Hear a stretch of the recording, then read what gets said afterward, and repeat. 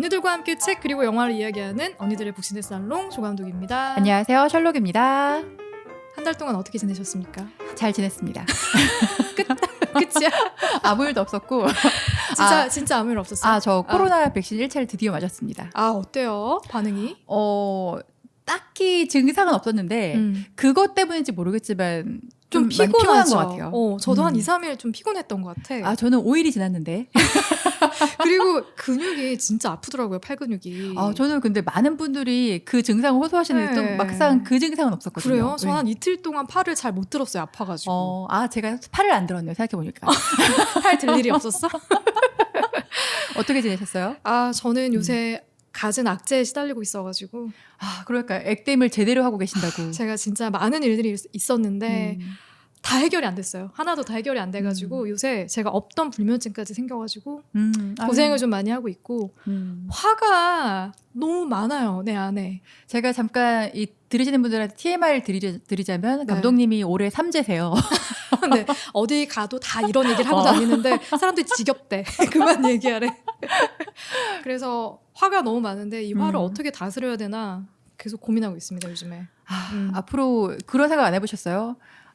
화가 갈수록 쌓여갈 텐데 그냥 이거 같이 살아야 되지 않나. 그러니까 화랑 같이 살아야 될 것 같은데 모르겠어요. 그래서 되게 잔짜증도 많아지고 제 요즘에 주변 사람들한테 짜증을 많이 부리고 있어서 미안하다. 그래서 진짜 명상을 해볼까 진지하게 뭔가 마음 수련을 해야 될 때가 왔다. 내가 계속 일에만 치여 살았다. 혹시 폭식은 해보셨나요? 폭식 요즘에 입맛도 없다? 부러워요. 뚝 떨어졌어요. 스트레스를 너무 많이 받아가지고. 어쩐지 좀 수척해지셨어요 보니까. 그쵸. 제가 오늘 뭐 아무것도 바르지 않고 오기도 했는데. 그거 괜찮네. 그래서 여러 가지로 좀 악재에 시달리고 있지만 또 바닥을 찍고 다시 올라가지 않을까 하는 희망을 갖고 있고요. 그럼요. 오르락이 있으면 내리락도 있고 내리락이 있으면 오르락도 있고. 그리고 그나마 다행인 게 아직 우리 주변에 뭐 코로나에 걸린 분들 그렇죠. 확진자분도 안 계시고 너무 다행이에요. 진짜. 그래서 다행이라고 생각하고 지내고 있고요. 네. 그리고 중간중간 사실 댓글을 계속 제가 보고는 있는데 저희 팟빵에 올려져 있는 청취자분들의 댓글을 보고 있는데 지난달에 저희 팟캐를 청취하고 댓글을 또 길드 회원분들이 달아주셨더라고요. 단골들이 좀 있죠. 네, 그래서 그동안에는 그냥 저만 보고 넘겼는데 그래도 우리 녹음할 때 한 번씩은 소개해야겠다 싶어서 지난달에 저희가 박 같은 여름 그리고 찬실이는 복도 많지를 같이 소개를 해드렸었어요. 책과 영화를. 찡스님의 후기가 너무 마음에 들었는데 이때 저희가 첫 PPL을 또 받지 않았습니까? 네. 그래서 첫 PPL 축하드려요. 저도 김혜란 작가님 팬인데 박 같은 여름 하신다 해서 이번 주 내내 설레었어요. 역시나 너무 멋진 방송이었습니다. 단편 7개가 다 하나하나 주옥 같아서 다 해주셨어도 좋았을 것 같아요.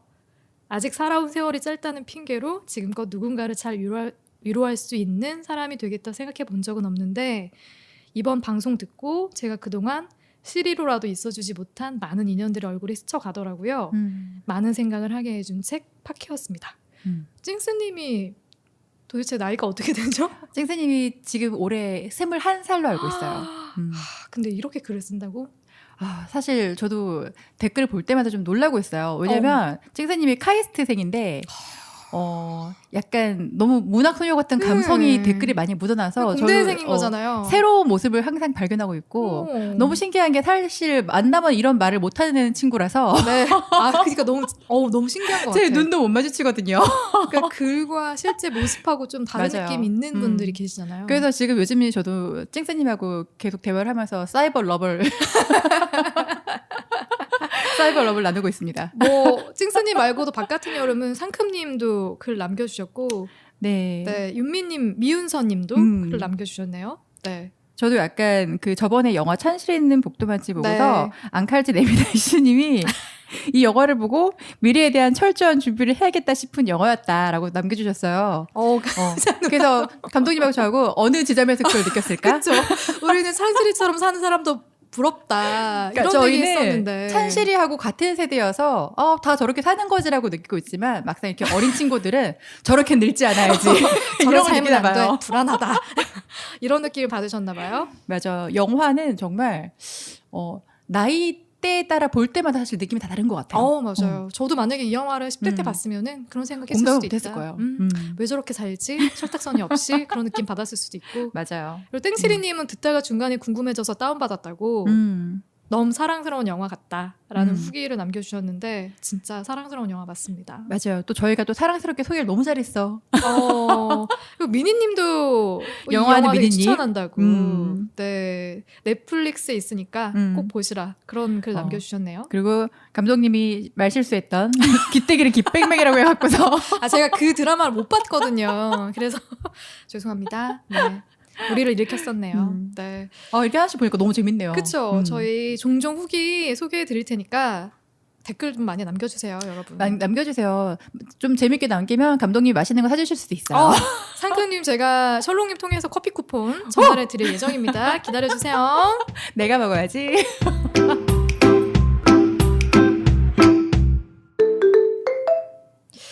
요즘 아침 저녁으로 불어오는 가을바람이 너무 좋지 않습니까? 너무 행복해요. 사실 오늘도 걸어오는데 네. 고비였어요. 이 녹음은 올까 말까. 날씨가 이렇게 좋은데. 그 말을 띵기고 딴 데 갈 수도 있었다는 얘기잖아요. 나 오늘 사고 한번 쳐 이 날씨였어 정말. 진짜 좋더라고요. 요즘에 이제 여름이 다 가서. 가을이 진짜 온 걸까요? 네. 이렇게? 네, 이렇게 가을이 왔어요. 네, 그래서 오늘 가을과 너무 잘 어울리는 게스트를 제가 초대했거든요. 어떠세요? 셜록님 첫인상이 되게 가을 같지 않아요? 저는 여름이라고 생각했는데. 그래요? 그래서 제가 들어오시는데 너무 상큼한 분이 들어오셔서 아니 어떻게 감독님 지인지도 저런 분이 계시지? 그치, 다 제 지인은 저 같거든요. 듣고 있니 프리? 성함까지 상큼하세요. 네.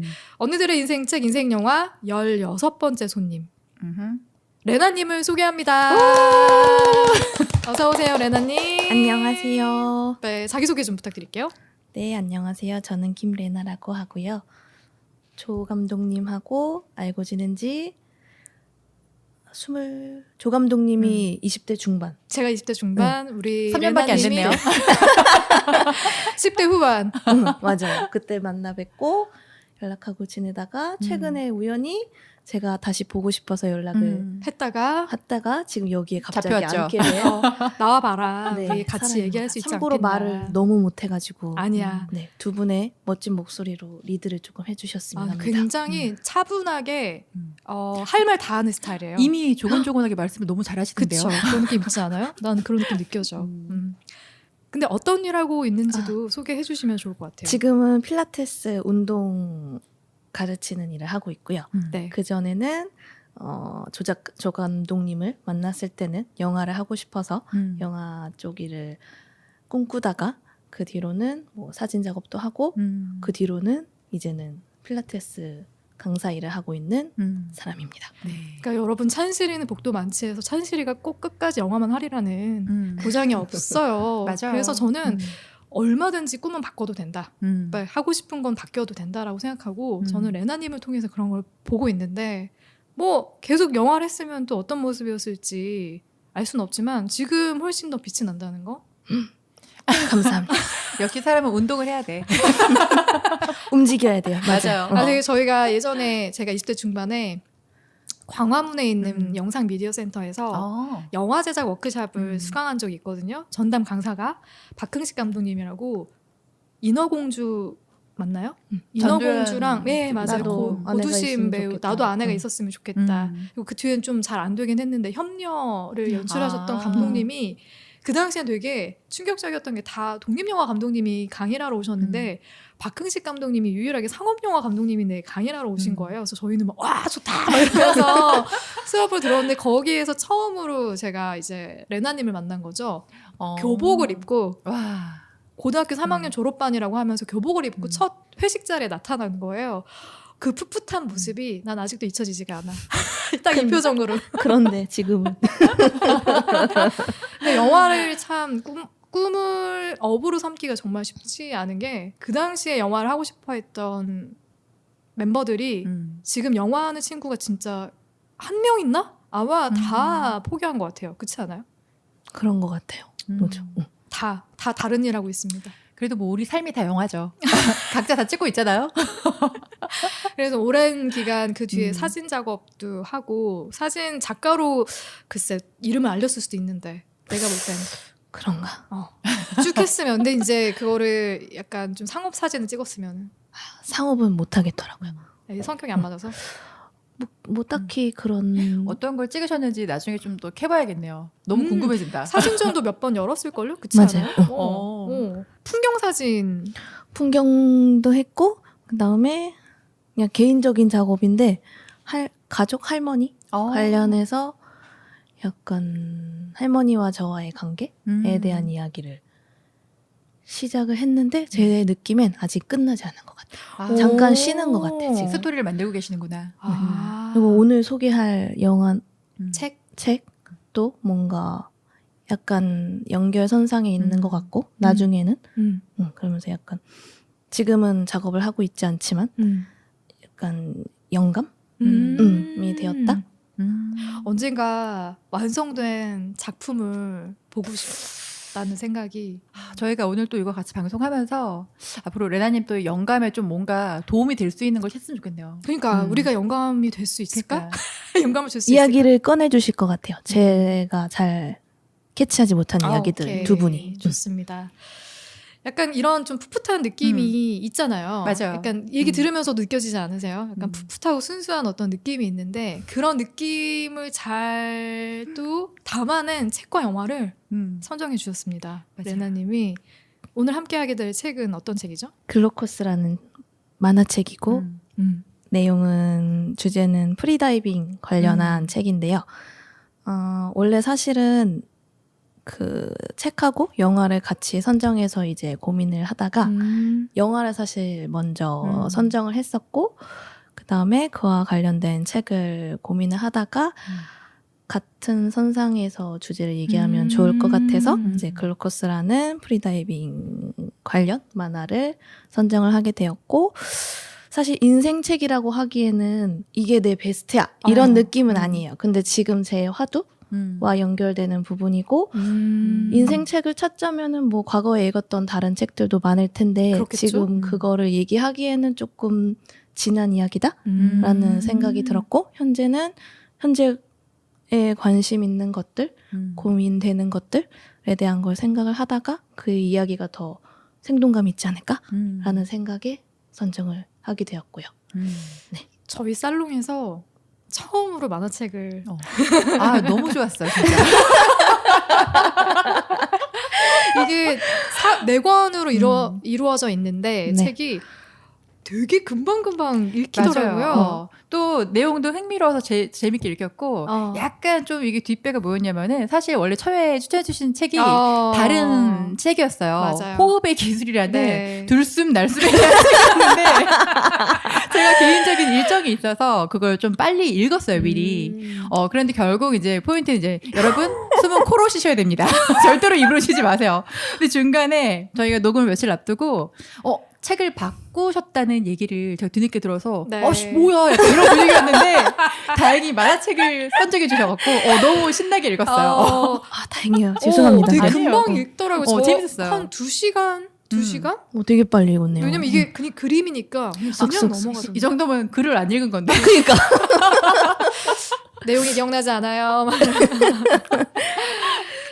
혹시 이 책 안에는 어떤 이야기들이 담겨져 있는지 줄거리에 대해서 소개를 좀 해주실 수 있을까요? 제가 일단 이런 소개에 되게 약한 사람인데 자 그래서 아까 잠깐 셜록님이 조언을 해주셨어요. 검색을 잠깐 해봤는데 일단 공식적인 소개는 이렇게 돼 있어요. 1m 기록을 넘는 만큼 다시 숨 쉴 수 있는 해면까지는 멀어진다. 느낌표. 단숨에 얼마나 깊이 잠수할 수 있는지를 겨루는 프리다이빙. 삶과 죽음이 직결된 공포의 배틀월드에 전설의 바다 아이가 등장한다. 느낌표. 이렇게 돼 있어요. 와 무슨 내용인지 하나도 모르겠어. 짧게 이제 제 개인적인 개인적인 느낌을 풀어서 설명드리자면은 프리다이빙에 대한 얘기고요.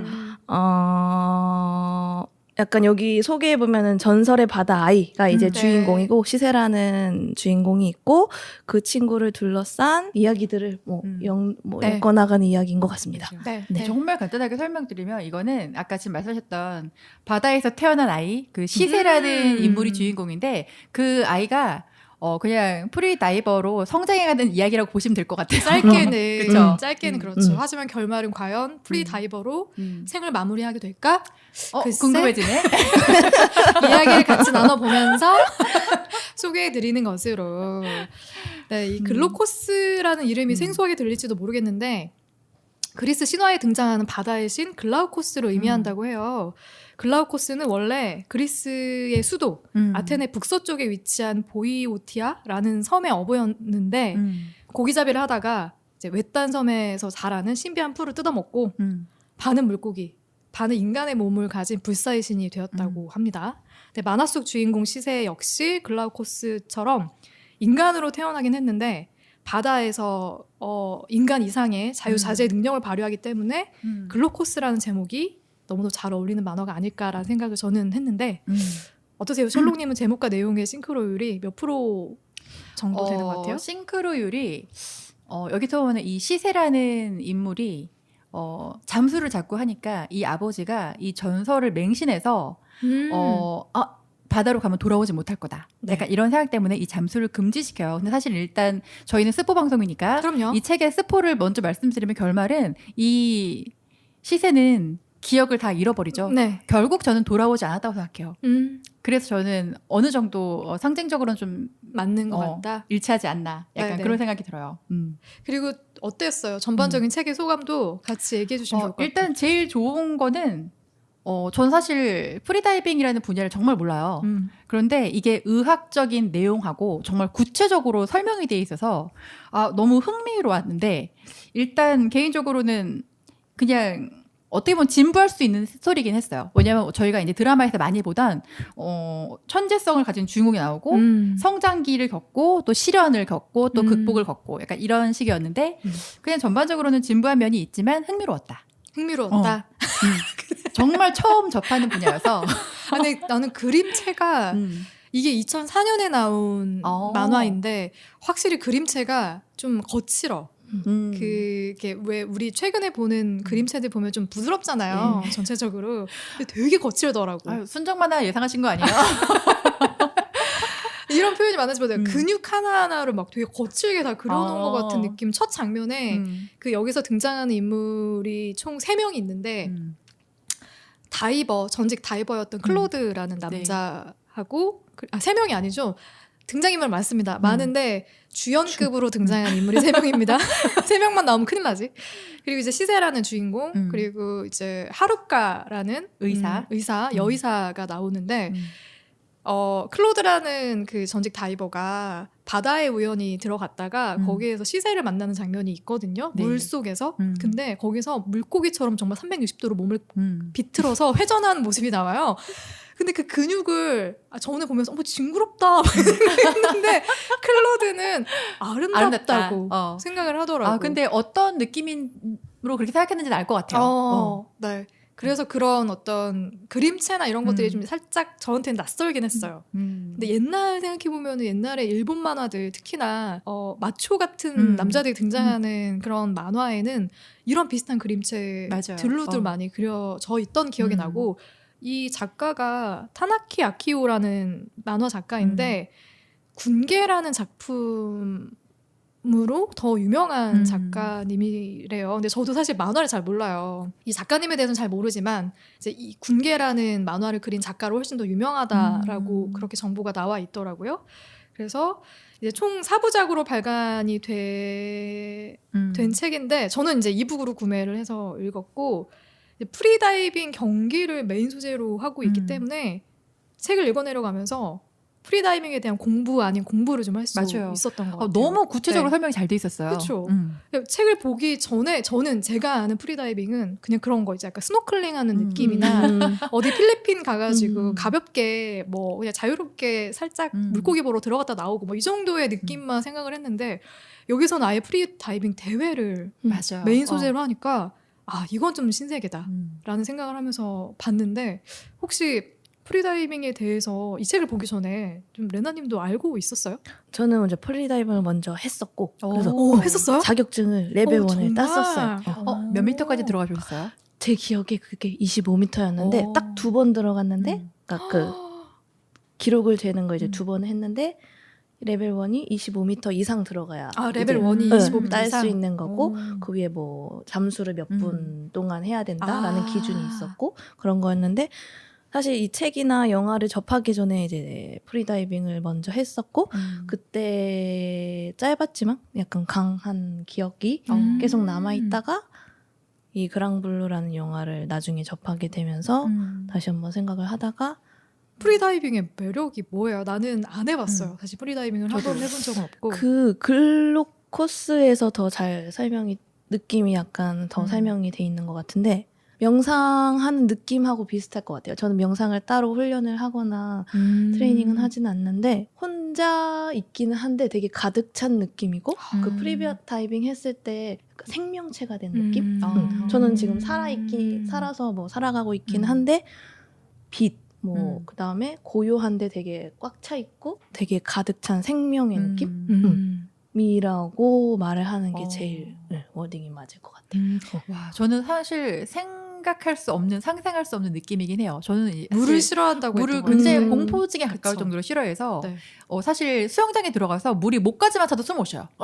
진짜 고통스러운데 그게 저는 이게 숨을 쉴 수 있지만 숨을 곧 못 쉴 거라는 저 그 두려움이 항상 있어서 그럼요. 너무 이게 상상만 해도 고통스러운 상황이에요. 근데 프리다이빙을 용어는 들어봤는데 감히 제가 흥미를 느낄 수도 없는 분야이기도 하고 물공포증 있으면은 맞아요. 관심을 가질 수가 그래서 없어요. 사실 저는 이 만화를 보면서도 굉장히 거기서 느껴지는 자유로움이 있어서 부러운 반면에 너무 이게 이입이 되다 보니까 무서워. 약간 숨 이 생각이 막히죠. 숨 막혀요. 근데 사실 물을 떠올렸을 때 숨이 막히지 않아요? 저는 바다라는 걸 생각해도 너무 멋있고 강하라고 하긴 하지만 좀 약간 나한테 너무 위압적인 존재라는 생각이 좀 들 때가 많거든요. 그래서 마냥 또 너무 웃으면서 보지 못했어. 아니요, 저는 수영을 좀 오래 했거든요. 수영을 좀 오래 해가지고 물을 원래 어릴 때부터 굉장히 좋아했었고, 근데 항상 늘 뭔가 선망했었어요. 그런 스쿠버 다이빙, 뭐 프리다이빙, 그리고 뭐 바다 안에서 할 수 있는 여러 운동들을 저는 굉장히 선망을 했었는데 그냥 막연한 좀 두려움이 있었던 것 같아. 그냥 내가 안전하게 수영장에서 하는 수영이랑 바다로 나가서 뭔가를 한다라는 거는 좀 차원이 다르다는 생각이 있어서 좀 막연한 두려움이 좀 있긴 했거든요. 근데 저도 레나님이랑 비슷하게 물 안에 있으면 뭔가 모를 편안함이 느껴져요. 아유, 지상이 얼마나 편한데 숨도 만들어줄 수 있고. 물론 그렇지. 근데 뭔가 방해받지 않는 느낌? 자유. 저는 어렸을 때 저희 가족끼리 어디 동남아 여행을 가갖고 스노클링을 해보라고 했는데 저는 그러니까 그때는 멋모르고 그러니까 호수 연결해 주잖아요. 그래서 그냥 고개 넣는데 거기 가서 보는 저는 물고기도 너무 징그럽고 이 자연의 아름다움을 나는 아직 받을 준비가 안 된 거야. 징그러워. 나는 그냥 그 인공적인 뭔가 도시가 만들어준 그런 화려함을 좋아해서 바닷속에 그게 정말 경관이잖아요. 아쿠아리움 가서 보는 게 더 좋지. 맞아요. 안전하게. 안전하게. 진짜. 그 저는 너무 중요한 개념이에요. 두고. 그리고 저는 물고기들이 눈을 안 감잖아요. 나 그 눈이 너무 무서워.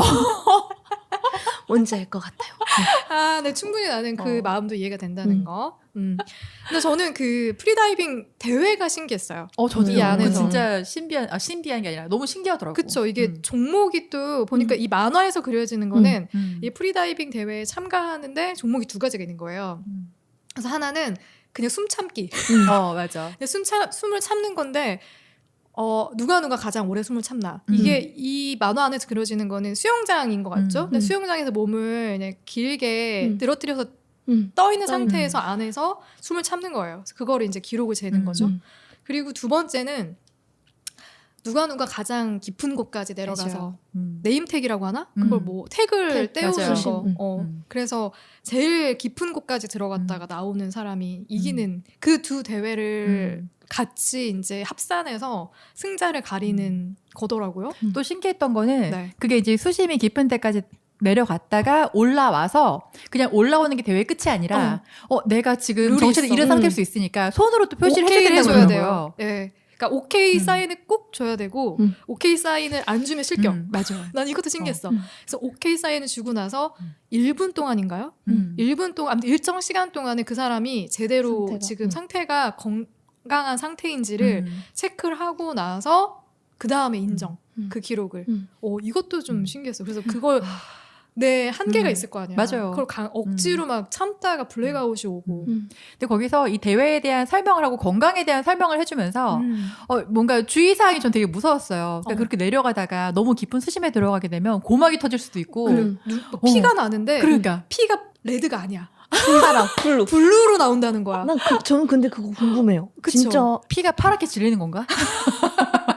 이게 뭐 혈중에 산소가 어디까지 가지 않아가지고 뭐가 생겨나지 않고 그래서 피가 붉은색으로 바뀌기 맞아요. 전에 뭐 나오게 된다 이런 얘기를 하던데 근데 의학적으로도 좀 신기한 구석이 맞아요. 많아요. 저는 그래서 이렇게 비장에 대해서 자세하게 설명한 만화책이 처음이어서 근데 이게 맞습니다. 주인공 시세가 마치 돌고래와 같은 비장의 쓰임을 갖고 있다고 하더라고요. 그래서 맞습니다. 인간에게 비장이 이런 존재였구나라는 약간 네. 정보를 얻을 수 있는 만화여서 네. 와우 유익해. 자연스럽게 우리 시세에 대한 주인공 시세에 대한 얘기로 넘어갈 텐데 네. 셜록님 시세는 어떤 인물입니까? 시세는 좋게 말하자면 사실 도화지처럼 그냥 흰 도화지 같은 인물이고 그냥 현실적으로 말하자면 야생이죠, 야생. 그래서 시세는 처음에 등장이 돌고래들이 깐난아기를 태워갖고 무트로 데리고 와요. 그래서 이 아버지가 그 시세를 친아버지가 아닌데 줍는 거예요. 바다에서. 죽다고 하니까 주워서 입양을 한 거죠. 네, 그쵸. 줍는 거죠, 바다에서. 네. 그래서 시세는 커가면서 바다를 친구 삼아서 그냥 외딴 섬에서 자라게 되는 것 같아요. 그러다가 아버지가 아까 초반에 설명드렸던 이 섬에 나오는 그 글로코스 이 신에 대한 전설을 너무 믿어서 그 신처럼 바다로 들어가면 돌아오지 못할 것이다. 왜냐면 아빠는 시세를 주우면서 시세가 그 바다의 아이, 전설 속의 아이라는 생각을 하고 있었거든요. 갖고 있었죠. 네. 그래 돌아오지 못할 거니까 절대로 잠수를 못하게 돼요. 근데 시세는 바다를 너무 사랑하는데 나의 집인데라고 생각하다가 어느 날 지금은 망한 전설의 다이버 클로드. 마스터 클로드에 의해서 이제 바닷속에서 적발이 되는 거죠. 나 다이빙하면서 들켰네. 그런데 아까 말씀하신 것처럼 클로드가 보고 와 저건 너무 아름답다 예술이다.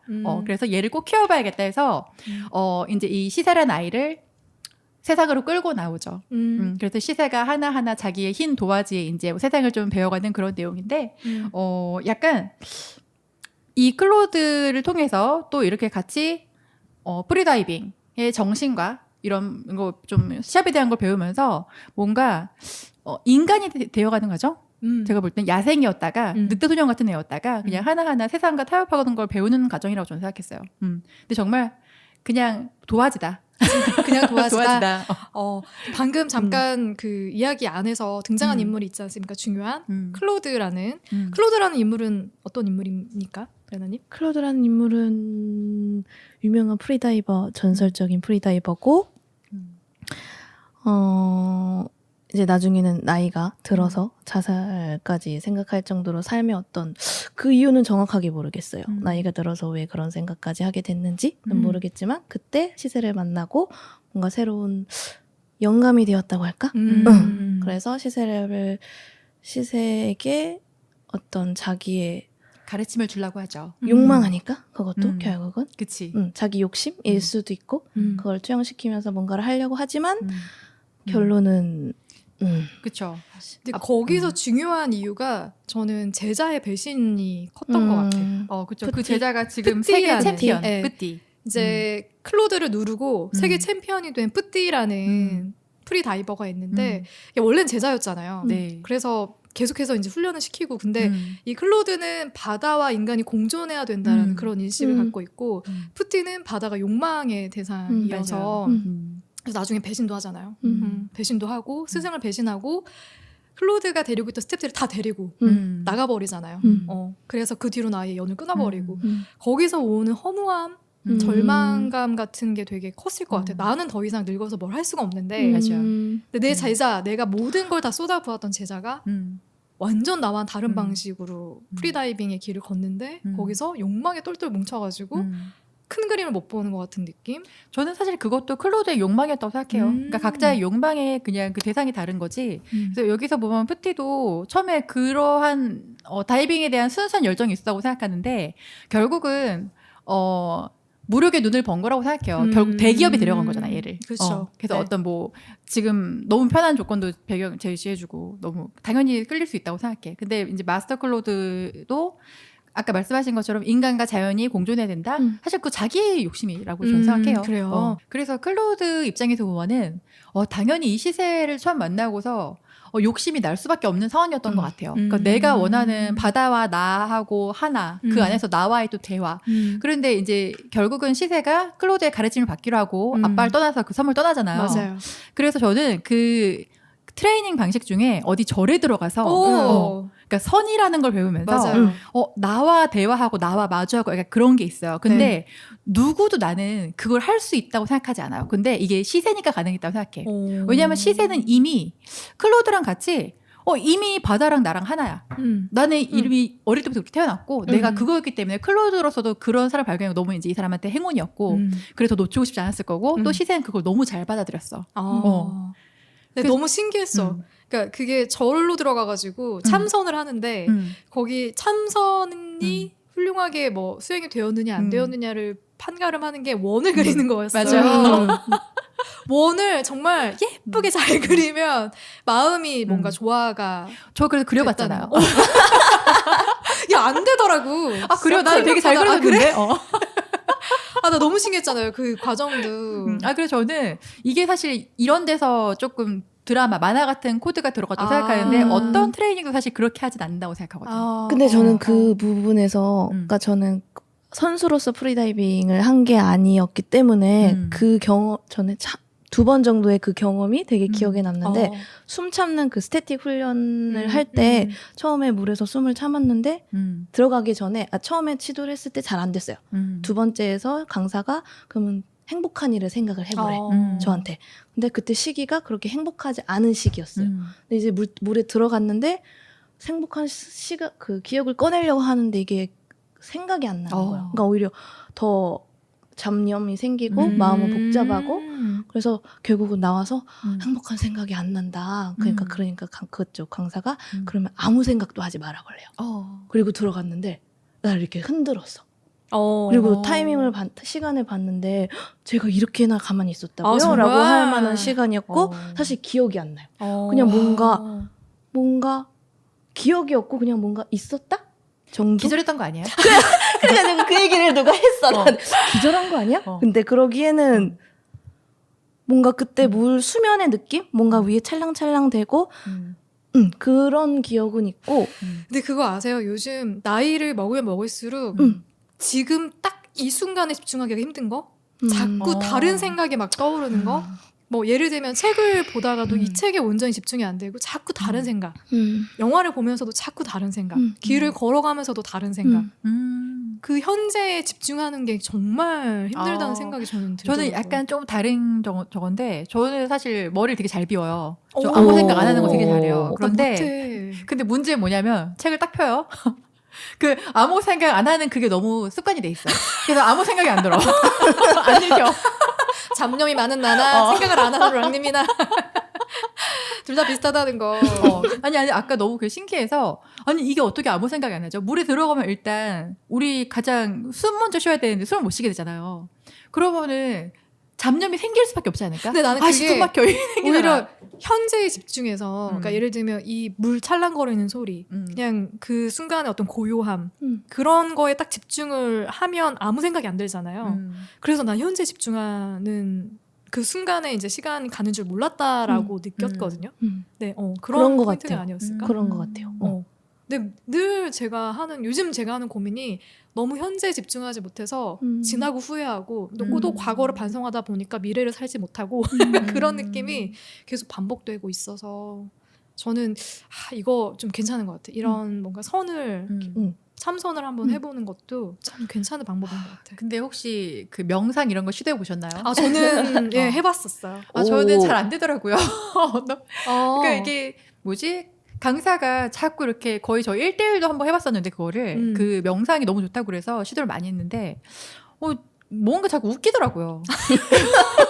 자꾸 웃음이 나서 그래요? 저는 금방 빨려 들어가는 것 같아요. 그 순간에 지시하는 대로 그냥 열심히 이렇게 하다 보면 금방 하기는 하는데 이제 중요한 건 그 순간뿐이라는 거. 근데 금방 잊어버려 나와서 뭐 했더라 이러면서 명상은 저한테 되게 잘 맞는데 모르겠습니다. 이제 현실까지 이걸 가져올 수 있는 배움이 또 있어야 되는데 그게 잘 안 돼가지고 어쩌다 보니까 우리 명상까지 얘기하게 됐는데 저는 시세라는 인물이 이렇게 하얀 도화지 같은 인물이라고 하면 이제 경쟁자 뿌띠는 정반대의 지점에 있는 인물이잖아요. 근데 이 친구 같은 경우에는 어릴 때 워낙 가난한 바닷가 마을에 살고 있어가지고 유일한 돈벌이가 바다 깊숙이 들어가서 자폐들을 이렇게 수집해가지고 파는 그런 걸로 돈벌이를 했다는 거예요. 집도 워낙 가난하고 돈벌이 할 수 있는 건 어머니가 아파서 자기밖에 할 수 없고 이러니까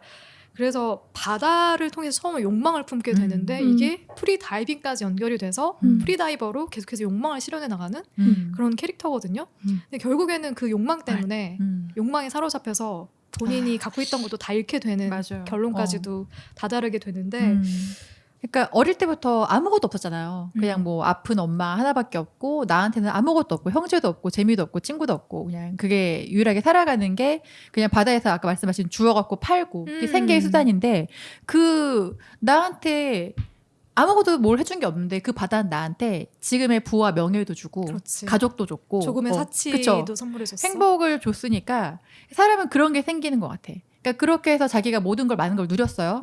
근데 사실 그거는 다 같이 사용하는 거잖아요. 바다는 그렇죠. 모두의 것인데 내가 거기서 이룬 게 많으면 이미 바다는 내 거라고 생각하는 것 같아. 모두의 게 아니라 내 거라고 생각해서 사실 이 욕망은 제가 볼 때 어찌 보면 너무 당연한 욕망이다. 너무 워낙에 아무것도 없었으니까. 그러니까 저도 사실 욕망 덩어리이기 때문에 뿌띠가 너무 이해가 되는데 나도 너무 이해돼. 근데 우리 레나님은 정말 욕망이 1도 없는 분이기 때문에 이해가 잘 안 될 수도 있어요. 저는 오히려 시세 쪽에 조금 더 감정이입이 되고 바다를 좋아해서 그런 걸 수도 있지만 욕망의 대상으로보다는 바다가 약간 바다 보면 뛰어들고 싶고 그 안에 들어가고 싶고 그리고 조금 더 말하면 약간 미칠 것 같은 느낌도 들고 근데 실제로 바다를 보면 그러니까 그런 비슷한 감정이 느껴져요. 시세는 바다를 약간 고향처럼 생각하잖아요. 자기가 돌아가고 싶은 곳, 그리운 곳, 편안해지는 곳. 근데 레나님도 어땠어요? 프리다이빙 배우면서 그런 느낌 받았어요? 그때 그 안으로 깊숙이 들어가는 잠수를 했을 때 또 단어를 설명하자면 그 여기 마지막 장면에도 나오고 하는데 자궁? 양수? 약간 그런 느낌? 따뜻하고 빛이 느껴지는 그런 느낌이 들었었고 약간 포근하게 그때는 그랬어요. 저는 확실히 그게 있는 것 같거든요. 그러니까 태아일 때 왜 그 물에 이렇게 넣어놓으면 되게 잘 수영하는 끓다면서 그런 비슷한 감정들을 저도 바다를 볼 때나 물에 있을 때 좀 받는 것 같아서 저는 그런 느낌 받긴 하거든요. 약간 좀 편안하다라는 느낌을 받긴 하거든요. 네. 저는 경외심이 들어요. 바다를 보면은 일단 너무 광활하고 끝이라는 게 안 보이는 거잖아요. 그리고 사실 우리의 몸도 그렇고 우리 지구도 사실 70%가 이 물로 이루어졌다는데 사실 그런 거 보면은 저는 항상 볼 때마다 볼 땐 너무 행복하고 그러지만 자연의 힘 앞에서 참 인간이라는 게 미약한 존재다 하면서 엄청 사실 겸손해지는 것 같아요. 그래서 자주는 안 가. 가끔만 겸손해지고 싶어. 아니 난 바다는 밤과 낮이 달라 느낌이. 난 밤바다는 그렇게 무서워. 맞아, 맞아요. 암흑, 칠흑. 누가 날 쓸어가도 무서운 거야. 그러니까 낮밤이 다른 게 바다 같기도 해요. 그렇죠. 되게 여러 모습을 갖고 있어. 예전에 그런 거 있잖아요. 좀 그 해운대란 영화에서도 그렇고 저희 이제 2004년에 쓰나미도 있었잖아요. 근데 이제 그 영상을 봤는데 사실 우리가 바다를 볼 때는 끝이 일자도 평평하잖아요, 그냥. 근데 상상을 해보세요. 그 끝이 하늘로 떠서 나한테 다가오는 거예요. 사실 저는 그 생각했는데 저는 사실 그 죽음 중에 가장 고통스러운 죽음이 익사라고 생각하거든요. 네, 저도 그렇게 생각해요. 나는 만약에 그 상황이 오면은 바로 혀 깨물고 미리 죽어버리겠다. 진짜 그 생각을 할 정도로 그게 저한테 너무 큰 공포예요. 제가 마지막으로 했던 수영은 엄마 자궁 속. 그래, 뭐 각자의 또 이유가 있으니까 우리 셜록님은 바다에 대한 공포를 어. 크게 느끼고 있다. 네. 근데 저는 이제 푸티하고 시세 그리고 클로드를 보면서 그런 생각도 들더라고요. 이 만화가 프리다이빙이라는 굉장히 독특한 소재를 가지고 이야기가 전개되고 있긴 하지만 궁극적으로는 자연과 인간이 함께 살아야 된다는 메시지를 좀 작가가 던지고 싶었던 거 아닌가? 특히나 요즘같이 이 자연이라던가 환경에 대한 여러 우려 섞인 목소리가 높아지는 시기에 사실 이게 어려운 문제 같아요. 그러니까 사실 우리 자연보호라는 거는 어릴 때부터 사실 요즘 같은 시기가 아니어도 항상 문자적인 중요성은 항상 강조되어져 왔었잖아요. 근데 사실 우리가 도시인이기 때문에 이게 와닿진 않는 것 같아요. 맞아. 근데 너무 약간 무서운 건 뭐냐면 저희 도시에 살고 있어도 요즘에 다들 공통적으로 다들 하시는 말씀들이 지구가 아픈 걸 요즘 너무 많이 느껴요. 저 진짜 많이 들어요. 그쵸? 요즘에. 네. 지구가 아픈 게 나도 느껴. 그래서 지금 내가 뭔가를 하지 않으면 우리 다음 세대에는 미래가 없을 수도 있겠다. 이게 경제적인 차원을 떠나갔고 그래서 얼마 전에 그 바이든 대통령이 미국에서 이제 하고 나서 그 환경 문제에 대한 되게 이슈가 굉장히 많이 부각을 시키고 있대요, 미국에서도. 네, 그러니까 네, 이런 네. 경각심을 좀 일깨우기 네. 위해서. 저는 이게 되게 바람직한 변화라고 생각해요. 너무 이제 이거에 대한 경각심이 다 없다 보니까, 지금 우리가 할 수 있는 좀 작은 거는 좀 많이, 작은 거라도 좀 해야 되지 않을까라는 좀 그런 거 갖고 있어. 근데 이 만화책 보면서도, 이 클로드가 그걸 항상 강조하잖아요. 우리 같이 살아가야 되는 존재 약간. 근데 이런 정신을 조금 다 조금씩은 가져야 될 것 같아, 이제는. 안 그러면 우리 다음이 없을 것 같아. 그니까. 전 너무 막 살고 있어서 반성이 되더라고요. 그래서 정말 샴푸, 펌프질 3번 할 거 한 번만 하고. 그니까. 이것도 습관이 다 되어야 같이 되잖아. 노력해야 돼요. 그니까. 만화책 보면은 그 의사가 그 비장애 관련해서 이제 발표하면서 인간의 수중성을 구명해서 이제 연구하면 가까운 미래 인류의 그 생활이 육지 한정 생활에서 바다를 포함하는 것으로 변화될 것이라 보인다. 이런 이제 대사를 했는데 약간 두 가지 생각이 들었는데 첫 번째는 바다의 영역까지 인간이 이제 적극적으로 뭔가 개입을 하기 시작하면은 그마저도 이제 그렇게 되지 않을까라는 생각.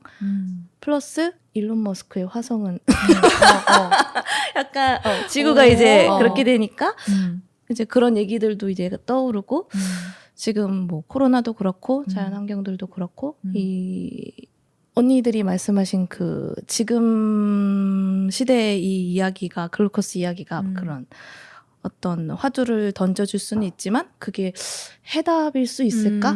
결국은 다시 멸망하는 거 아닐까? 라는 생각도 들고. 저도 가끔 그 생각하는 게 사실 사람도 그렇고 자연한테도 그렇고 우리가 그냥 항상 공통을 듣는 게 있을 때 잘해라는 거지만 사실 누구도 그렇게 할 수는 없는 것 같아요. 근데 결국은 이렇게 온난화가 와서 지금 북극이 이미 많이 녹았대요. 그렇다고 그래서 하더라고요. 사실 우리가 가지는 땅이란 영역을 너무 함부로 생각했기 때문에 대기라는 영역을 바다가 우리를 먹어버리고 있는 건데 결국은 이런 식으로 돼서 또 한 번 빙하기가 와서 우린 리셋되지 않을까. 그래서 저는 이전에 지구도 이전에 지구도 있다고 생각해. 이전에 지구. 그러니까 누군가 또 다른 문명이 이런 걸 겪어서 한 번 리셋되고 다시 공룡부터 탄생하지 않았을까. 좀 다시 그렇게 자연에서 생각해요. 시작되는 맞아요. 그런 문화로. 그래서 영화 중에 투모로우라는 영화가 있어요. 네. 근데 거기가 좀 비슷한 맥락인데 온난화가 너무 이제 가속화가 돼서 북극의 얼음이 녹아버리니까 북반구에 빙하기가 온 거예요. 그래서 우리 지금 남반구에서 이제 개발도상국들이 미국에 막 국경 넘고 그러는 것처럼 미국인들이 멕시코로 이제 넘어가서 이제 피난 가려고 막 늘었는데 막 나라 빚 한감 다 해주고 약간 이런 식으로 해서 국경에서 매달리는 거 보면서 저게 사실 현실일 수 있다라는 곧 다가올 미래일 수 있다라는 생각을 좀 들기 시작한 거야. 근데 그런데 그런 경각심이라는 게 사실 잠깐이더라고요. 맞아요. 그래서 결국은 내가 할 수 있는 거를 한다고 내가 마음은 먹지만 그거 너무 짧기 때문에 우리 인류는 앞으로 또 지금 저희가 말했던 이런 두려운 상황을 겪어야 되는 게 아닌가라는 생각이 들어요. 그래서 셜록님은 그래서 보니까 운전을 하지 않으세요. 환경을 위해서 기후 변화에 이제 대응하기 위해서 운전을 하지 않고 늘 걸어 다닙니다. 전 뚜벅이로 걸어 다닙니다. 많은 이산화탄소를 배출하면서. 근데 이제 이쯤 되면 도대체 이 만화가 어디로 가려고 이런 이야기가 오고 가나 싶을 텐데, 제가 이제 후반부, 그리고 결말에 대한 설명을 좀 간단히 드리면, 일단은 푸틴은 자신의 욕망으로 인해서 스스로를 망치게 됩니다. 그래서 더 이상 선수로 생활을 하지 못하게 되는 지경에 이르고 시세는 또 다른 욕망 덩어리에게 이용을 당해요. 맞아요. 뿌띠를 이용했던 그 대기업이죠. 그쵸? 에레보스라는 이름의 세계 최고의 스포츠용품 전문 브랜드가 이 책에 등장을 하는데 그 브랜드의 CEO가 굉장히 욕망 덩어리인 거예요. 그래서 지금으로 치면 뭐 나이키나 아디다스 CEO 정도 되려나? 네.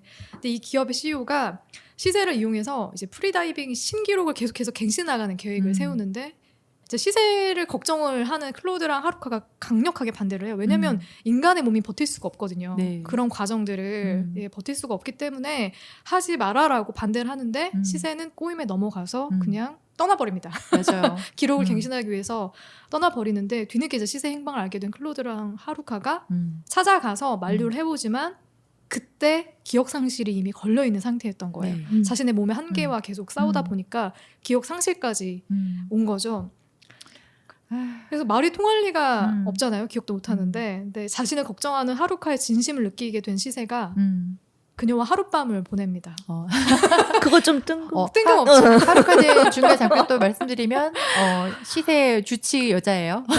하루카에 대한 간단한 설명을 해주시면 좋을 것 같아요. 하루카는 처음에 이제 마담이래, 쏘리.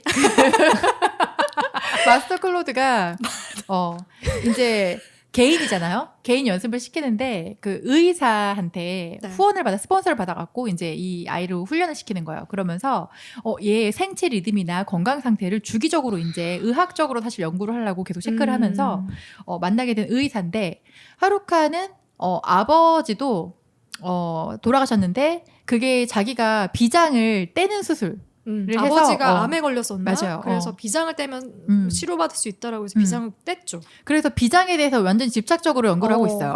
왜냐면 얘는 비장을 안 떼도 됐을 것 같은데 왜 의사는 떼라고 하지? 이해가 안 됐던 거죠. 그래서 이제 이런 배경을 가진 인물인데 이제 시세 연습할 때 같이 이제 동행을 하면서 주치의처럼 이제 지내고 있는 거예요. 네. 그래서 시세의 비장은 남다릅니다. 여기서 막 비장이 굉장히 중요한 역할을 하긴 하는데 저희가 비장까지 얘기하면 시간이 너무 없기 때문에 그리고 잘 몰라. 의사분이 오셔야 뭐라고 돼. 얘기하는데 무슨 말인지 모르겠더라고. 이게 무슨 말이지? 뭐 헤모글로빈이 어쩌고 일단 비장이 돌고래와 같이 기능을 한다라는. 그리고 인간의 비장은 육지에서는 별다른 기능을 발휘하지 못하는 것 같지만 수중으로 들어갔을 때 기가 막힌 기능을 발휘할 수 있다. 그래서 살려두어야 된다. 약간 이런 컨셉이었던 것 같아요. 맞아요. 만화 안에서. 네. 그래서 두 사람이 하룻밤을 보내고요. 그 다음날 시세가 이제 그 신기록 갱신의 현장으로 떠납니다. 그리고 모두가 지켜보는 앞에서 이제 바닷속으로 들어가는데 거기에서 수심 깊이 내려간 이후에 본인이 그냥 장비를 다 풀고 바다 안으로 유유히 사라져요. 그게 생중계가 돼요. 전 세계에. 그리고 그 모습을 클로드와 하루카가 보고 있고 그냥 실종된 거죠. 네, 실종된 거고 그리고 얼마나 시간이 흐르고 나서 하루카가 임신을 한 상태에서 시세의 고향을 찾아가는 장면으로 이제 바뀌어요. 그래서 그 고향에서 하루카가 태동을 느끼고 태동이 시키는 대로 바다에 몸을 담그는 장면으로 만화가 끝이 납니다. 네. 근데 이 태동을 느끼는데 또 옆에 돌고래들이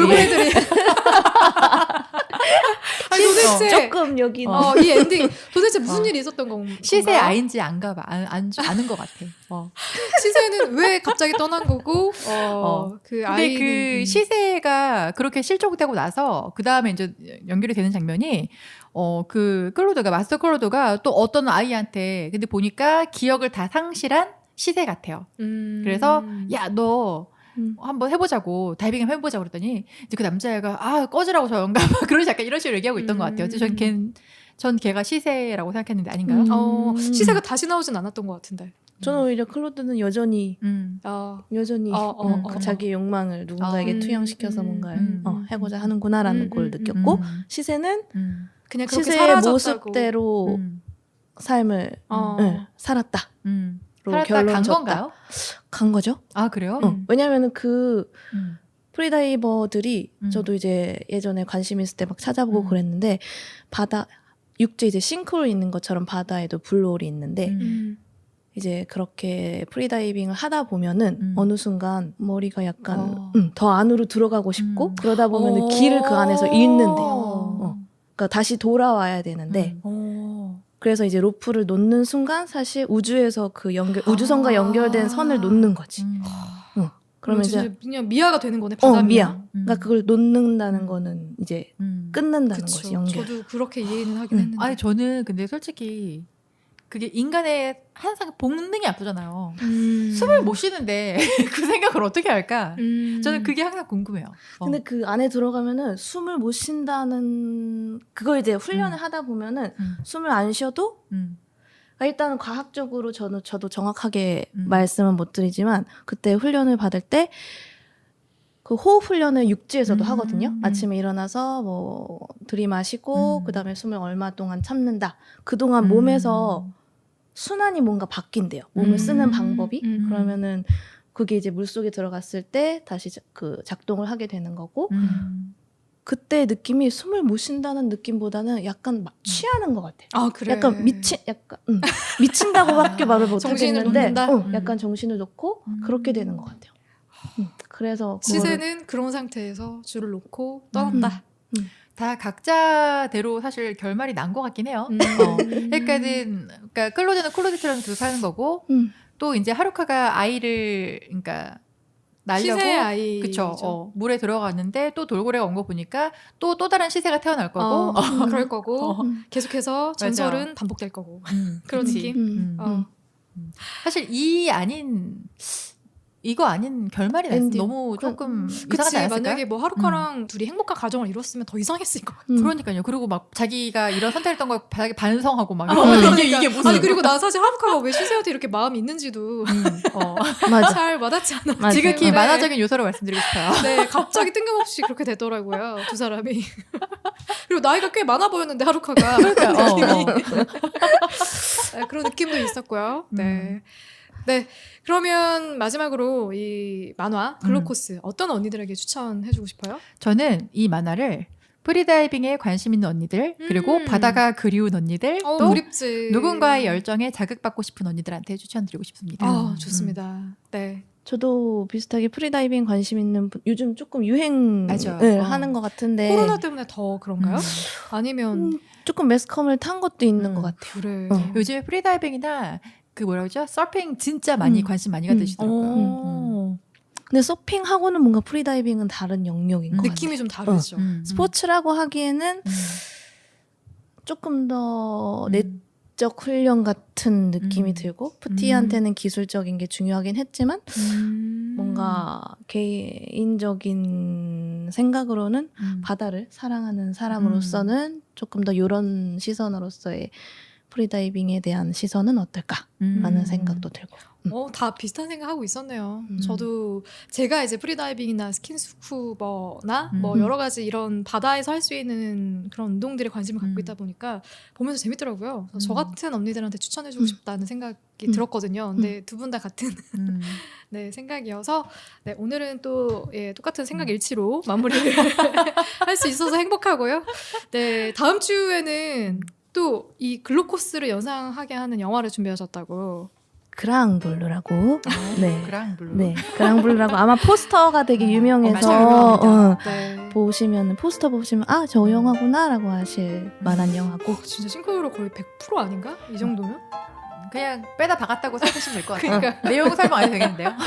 네, 글루코스의 아버지 같은 영화. 네, 다음 주엔 룩배송 감독의 영화 그랑블루로 찾아오겠습니다. 다음 주에 만나요. 안녕. 감사합니다.